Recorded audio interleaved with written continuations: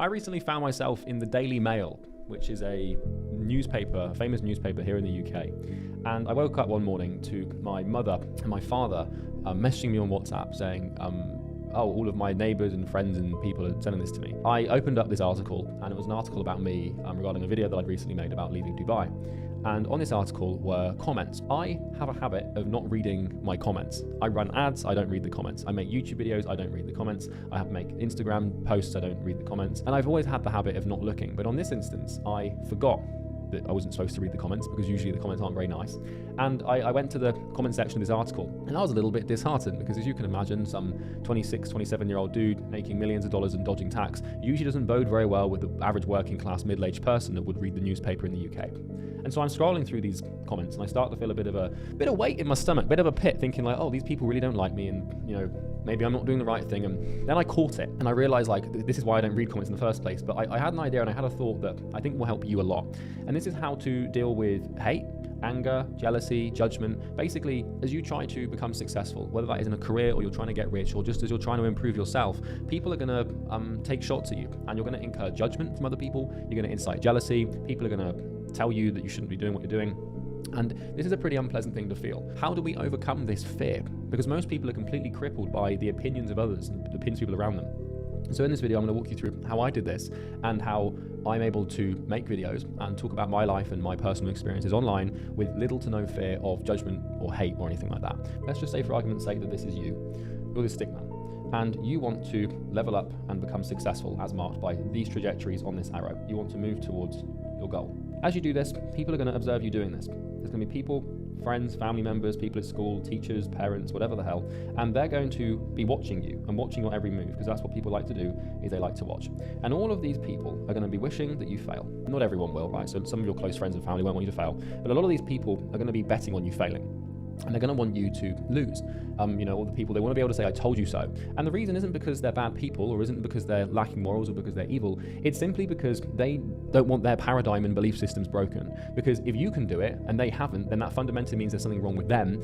And so they'd rather live this safe delusion, this little lie that it's just impossible to become successful. So when you succeed and when you start making progress, their unconscious radar of reality starts beeping and warning them that something's not quite right. And then they just basically say that you got lucky. And so how do we deal with these people, judging or hating or anything like that? And also what's going to happen as you try to become successful is you're going to have to deal with rejection. You're going to have to deal with all sorts of crap when it comes to trying to get customers, and you're going to be judged, and it's not fun. I've built a program called Imperium Academy. It's a step-by-step training program that walks you through everything on how to start an agency, coaching or consulting business in 6 weeks or less. It's completely free. There's no credit card required. There's already 25,000, 30,000 people getting results in there. So go and check it out. It will be the best thing you ever do for your life. When we have an identity, we risk having an ego, which is basically the part of us that gets triggered. If this stickman represents you in your purest form, what we can draw around you is a little ring. And this little ring is perception, okay? Now, no one knows you like you know you. You have people who are close to you, like your mother, your father, your best friend or whatever, and they know you on a level that's incredibly deep, and they know the intricacies of your character and value systems and your belief systems and how you align yourself with the world. When I'm reading comments in the Daily Mail about myself, people who are observing me and making these comments and making judgments about me are seeing their perception of me, not me. So in your life, you've got two types of people. You've got people on the inside of your perception sphere, and you've got people on the outside of your perception sphere. So the people on the inside could be like your mum, could be your dad, it could be your best friend, it could be your girlfriend or your wife, it could be your kids. These are people that truly know you. The reason that these people are so close to you is because you do not fear their judgment. You're not afraid to be yourself around them. You love them, they love you, you understand them, they understand you, and you're not necessarily afraid of what they think. For example, if I was hanging out with my brother, I would make jokes and I would be completely different with him and my best friends than I would be on camera to hundreds of thousands of people. You're not seeing the real true version of me right now. You're seeing my perception dome, which is the safety net that I'm creating around myself, so that when you judge me,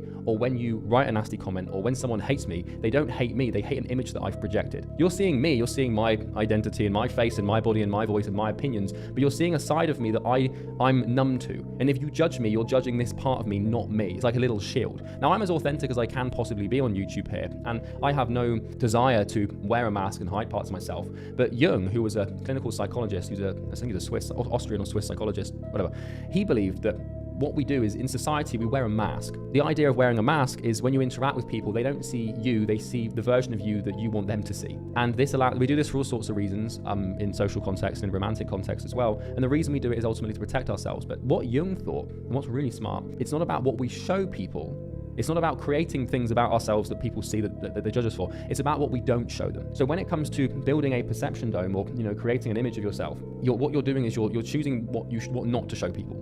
So there's parts of me and there's parts of my identity and psyche that I'm not revealing to you because the context of this video is sensitive insofar as that I don't need hundreds of thousands of people to know things about me that are very deep and that matter to me. Because maybe there's only 10 people on the planet, being my family and closest friends, that deeply understand me and exactly what I'm like. You might think you know me. Let's say you've been watching me for a year or two. You might think you know who I am and what I am, but what I've been doing unconsciously is inhibiting the release of certain parts of my character. And people are very deep. So you have your perception dome and you create this. And what I realized when I was reading these comments in the Daily Mail and I was reading these judgments and these hate comments and stuff, what I realized is people aren't judging me, they're judging their perception of me. What they're seeing, what they're seeing as me is a 1,000-word article about my lifestyle in Dubai and me evading tax. So their entire paradigm and perception of Charlie Morgan is tax evasion, luxury lifestyle, moaning about being really wealthy and living in a rich country and, those things.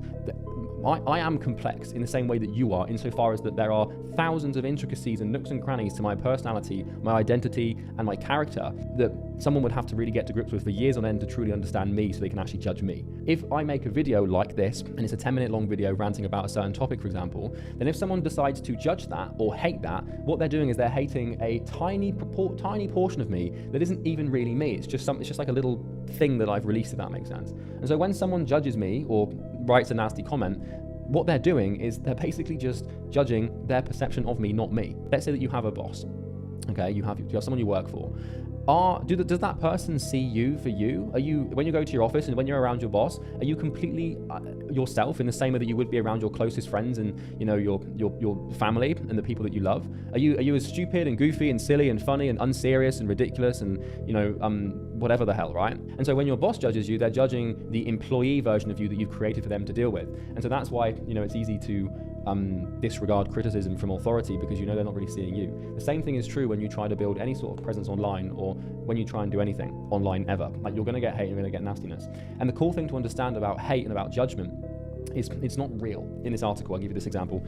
There was a comment from some dude about how I'm like a scammer and how I'm like, ripping people off for money. That guy formed that opinion, that belief system from this article, which is fine and whatever the hell. But all he's really doing is projecting his insecurities and his self-inner judgments onto me. And so judgment is very much like a mirror insofar as that what you fear is what you cast over other people. And so if I'm afraid, for example, of being judged for my clothing, and I every time I go outside, I'm like, I'm really worried that someone's going to judge me for this top or these shoes. The only reason that I'm afraid of that judgment is because I've spent a lot of time judging other people for their clothes. There's no other way that your brain can comprehend judgment. It has to go out before it comes in. With this guy, for example, if he's judging me for being a scammer and lying about money and everything, then I know that he's going to go through his world and his universe being terrified of being seen as a scammer and being seen as someone who's lying about making money and being a business person. What that basically does is it locks that behavior to him, because you cannot behave out of alignment with what you're afraid to be judged for. And I see this in girls especially, in women and young women in their teenage years or late 20s, as I was growing up through school and stuff, is girls can be incredibly judgmental for a myriad of reasons, as well as guys can be, right? But the example I'm going to give you here is girls can get very judgmental about who's basically gossip and stuff like that. And girls talk behind each other's backs and they get all gossipy and stuff, and then they basically live in constant fear that someone's talking behind their back. And the only way to fear that is if you do it yourself. If I receive a cold call and I pick up the phone and someone cold calls me, and I judge that person for cold calling me, and I'm like, oh, you're a scammer, you're wasting my time, then what that means is that if I start a business, I cannot make cold calls. Because what I'm going to do is take my statement of judgment, which is this cold caller is an asshole, and I'm going to project that onto every other person. And so when you're thinking about the expectations of perception and behavior from people, what you do is you use yourself as your only point of reference to understand how people are going to deal with you when you act a certain way. And so if I judge you for cold calling me, that means if I cold call somebody else, I'm going to think they're going to judge me, because that's how that's basically the perception that my brain has associated the action with, if that makes sense. And so if you want to make progress in life and business and you want to make money and build a career, you're going to have to upset some people, and you're going to have to accept that, first of all, when they judge you and when you make them angry, they're angry at you or they're judging you for your your dome of perception, which is the part of you that isn't even you that you've constructed. So they're not even judging you. They're just judging like this sort of brick wall personality that they think you are. And they become very convinced that that is what you are. So this person who's judging you will think like that is exactly what he is and I'm judging him for that. But you're way deeper than that. I know, for example, that there's a lot more to me than just some random Daily Mail article. And if you do judge people, then you will in turn be judged. And this is written in the Bible, it's written in the Quran, it's been like a piece of knowledge since the beginning of time, basically. That's kind of almost a cliche at this point. But it's crucial to your success that you reserve judgment, because otherwise you're going to be constantly afraid of it. So those are the two things I want to discuss. I've built a program called Imperium Academy. It's a step-by-step training program that walks you through everything on how to start an agency, coaching or consulting business in 6 weeks or less. It's completely free. There's no credit card required. There's already 25, 30,000 people getting results in there. So go and check it out. It will be the best thing you ever do for your life, and I'll see you in the next video.